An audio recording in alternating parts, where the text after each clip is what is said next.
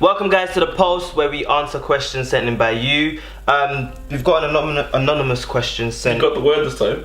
Anonymous. Keep going. Yeah, so anonymous person sent in a text.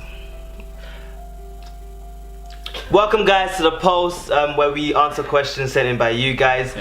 This week's question is about forgiveness. How do we forgive someone who hasn't necessarily said sorry yet? Ooh. Who wants to go first? Good question. I'm not going first. I never go first. Yeah, we know that. I'll start by saying, remember who forgiveness is for. I think sometimes we think forgiveness is for that person, but if anything, it's for you. Just making sure that you're forgiving someone actually lets you. It just frees you. It frees you. Doesn't keep you so caged. I think sometimes when we harbor unforgiveness, it's going to be hard for us to trust someone else, and that it really closes us off to a lot of things. So potential closes us off to loving people, it closes us off to growing sometimes, because if you're so hell-bent on that guy, because I've been hurt before like that, no, and you don't want to you're not open as much as you should be because you're harboring that unforgiveness. But I think if anything, forgiveness is for you to grow, to become more. I keep saying that, but it's so important. Let it go and be free to fly like a bird. That's really good. That's really good. That's really good. I was going to pick you up on the thing you said about it being for you. I suspect the questioner is probably thinking, or is in a situation where she just wants the other person to recognize what they've done, because you just want someone to kind of understand they've hurt acknowledge, you. Because you're in that place sometimes. I've been there where someone said something to you and it offended you or it hurt you, and you're thinking, okay, cool, you hurt me, and the next day they've forgotten and they're like, hey, what's up, Mike? And you're like, listen to me yesterday, and you're thinking, what has he forgotten, kind of thing. So all you want is just for them to acknowledge it. But here's the thing, whilst that's a very noble desire, it's a very destructive one, because what it does is you put yourself in a cage and you give another person the key, and essentially you're saying, when they say sorry, they'll set me free. That's not a very good way to live, because what it does is, another example to think about is, imagine being in a room and having a thermostat in the room which controls the temperature, but you don't have the controls. It's with some random guy in China or something. He can turn it up when he wants, turn it down when he wants, and you have no control over it. That's what happens when you give away your freedom, as if they're saying, to somebody else to decide, as it were, when you're free, i.e. when they say the word sorry, you're actually disempowering yourself. You'll put yourself in a position where you're weak, you're helpless, and you rely on your enemy, quote unquote, someone who says something bad about you to set you free. So the is it for you thing, I'm not too sure where I sit on that yet. One thing I do agree with you absolutely on is we cannot put ourselves as Christians who are meant to be chasing God and loving pure, sometimes we can't put ourselves in a position where our freedom is tied to one person's word. And the person might not even remember, so you could be in the jail, or you could be in that prison for years and years and years, and they don't even know what's going on. 100%. What do you guys reckon? I had a situation once where someone offended me, and during that time I was like, oh, I'm not going to post stories on Snapchat, I'm not going to be social media active, I'm going to be petty, look for attention, whatever. And then I was scrolling through Snap stories, and then I saw this guy post stories, and in his story he was I'm not sure where he was, but he just looked so happy, he just looked like he was just living his life, and I'm sitting there like, this guy is the same, and I'm like still holding a grudge against him, whilst he's gone off and carried on with his life. And it's just like, so I'm holding this grudge, and whilst he's just gone on and done himself, and it's like, this is the grudge I'm holding is stopping me from carrying on and stopping me from doing what I want to do, and it's just making me a bit more closed in and not being open, whilst he's obviously gone about his business. And it's just like, it weighs you down for no reason, because no one's there sitting down waiting for he's gonna say sorry, no, you're just wasting your time. I mean you cannot, unforgiveness is this poison almost that we take, because the person that weighs down is you. So if you've been in an argument with someone, and sometimes you've been legitimately hurt and you've been legitimately offended, however, after the argument's over or said interaction's over, if you're the one who suffers forever by it, why would you put yourself in that position? A very important thing to consider is Matthew 6, where the disciples are asking Jesus, how do we pray, right? And they all say, you know, he teaches them, our Father who are in heaven, hallowed be thy name, thy kingdom come, thou, you know, and you know how the story goes, you know the Lord's Prayer. But there's a certain part of the Lord's Prayer which you've been saying all your life, but you probably didn't understand it. There's a part that says, forgive us, right? As we forgive those who trespass against us. Okay? So essentially what you're saying is you're making a conditional offer to God. You say, God, forgive me to the level or to the degree that I forgive those who hurt me. You're saying, God, treat me the way I treat my enemies.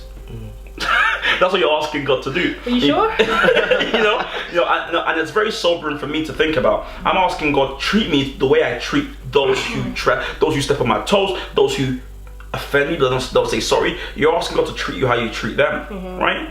When you think about it that way, one, there's a motivation to forgive people, but two, God probably didn't listen to you. Because if God treated you the way you treat those who offend you, how would God treat you? Not very well, right? But God's love is still steadfast. Bible says he still takes out inequalities, right? In Micah, it says he removes them as far away as the north is from the south.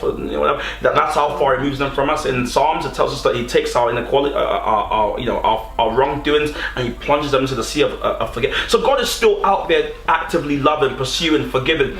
Whereas you're like, oh well, God treat me the way I treat my enemies. Well, listen, you've just got to pass on that same love. The same love God gives to you, you've got to pass it on. You were speaking about forgiving and forgetting, right? What, do you want to explain what you're saying? I can't remember. Why did you do that? Okay, so you were talking about forgiving and forgetting, weren't you? Yeah. This idea of, you should, it's okay to forgive, but you should never forget. I don't know if that was, or did you say something similar to that? I think it's important to forgive and forget.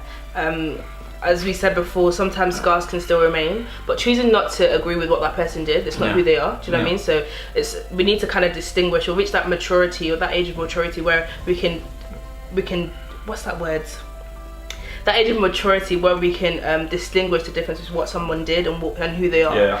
Because then when that happens, we're not totally attacking that person. It's like, hey, what you did to me, it wasn't nice, it wasn't good, but I'm gonna love you, not what you did, you know? And I think that's the maturity level that we need to reach. And also just not waiting for sorry to move on. Let's not be petty, let's not be babies and be, scrolling on Snapchat saying, when's he gonna say sorry? He's changed, okay? When's he gonna say sorry? I'm sorry. But let's not be petty, pops and all that kind of things, but let's reach a level of maturity. Let's be adults in the faith, or let's be, let's grow up and seek to understand people and understand other people before we want to be understood. I think is very key just to growing. And there's that well-known saying, hurt people. And I think the one thing I've began to realize as I've matured in the faith is that when I was hurt, I kind of behaved in kind and hurt other people.